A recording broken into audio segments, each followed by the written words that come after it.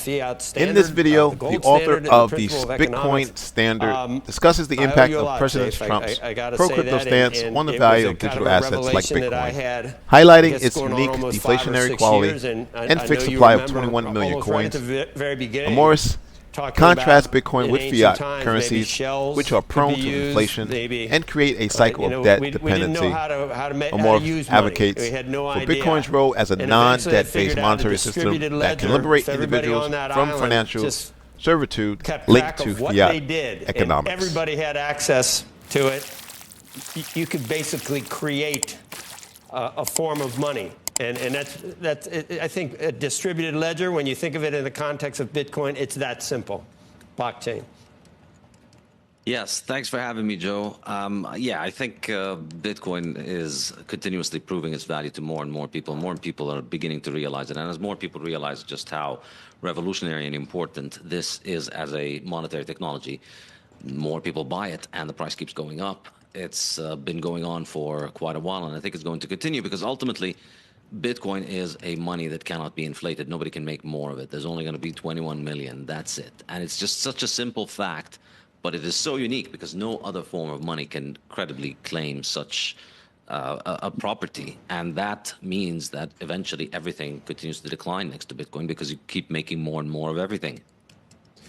And it gets a little bit far into the weeds, but I was looking at some of your comments here. I'm just fascinated by it. And we want to get back to the real world and what it means for people with regulatory issues and where we are in the genesis of Bitcoin. But you point out that fiat money and the monetization of debt, which every time the government does something, it's basically almost like mining gold, except in this case, we just increase the supply of the existing money to pay for what we're doing. And that's never going to work. And even when you're off the gold standard, gold has a stock to flow. We can only make so much per year, or produce so much per year. Same with Bitcoin until we hit 21 million, and then there's no more produced. And at that point, that will be the stake in the ground to value all other currency, right? Yeah, and I think that's really ultimately what it comes down to. The thing that made gold money, why gold became money, was that its supply. It wasn't jewelry, Saif. It wasn't. Everybody thinks, and that's the misunderstanding of what money is. It's not because you can make a nice ring out of it. There's characteristics of why gold for 4,000 years has been used to represent value. But it has nothing to do with what it's used for.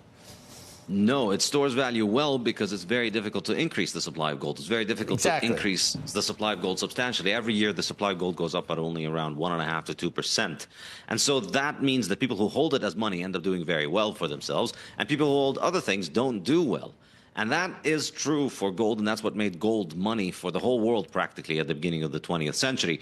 Then governments come about, and they use their debt as money, and since then, the average over the last 60 years or so, between 1960 and 2020, for 60 years, the average fiat currency grew in supply at around 14% per year. Or overall, fiat currencies grew in supply at around 14% per year. So we went from 1.5% to 14%, about 10-fold increase in the supply growth rate.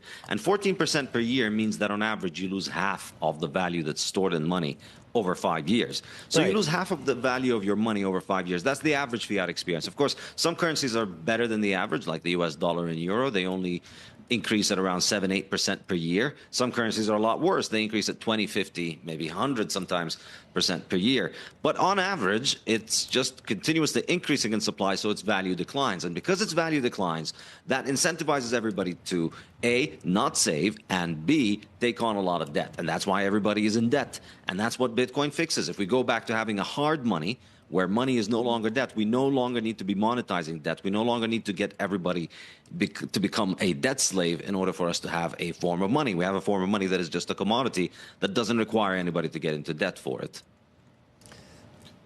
Stock to flow, you talked about it, and we're going to have you back because this could be obviously could be a semester-long course. But so stock to flow on gold is what did you say? How much is produced a year? 1 to 2% increase, right? What is Bitcoin? 1.5 to 2%. 1.5 to 2. Bitcoin the stock to flow, but it halves, so that changes. But where it is right now, what valuation would you put on Bitcoin? It's a 0.8% annual supply growth rate. So every year now, for this 4-year period, we're going to be having a 0.8% growth. So that's half of the supply growth rate of gold. And then the 4 years after that, it's going to drop to 0.4%. And then 4 years after that, it's going to also drop by a half. So it's effectively heading to zero, practically, very soon.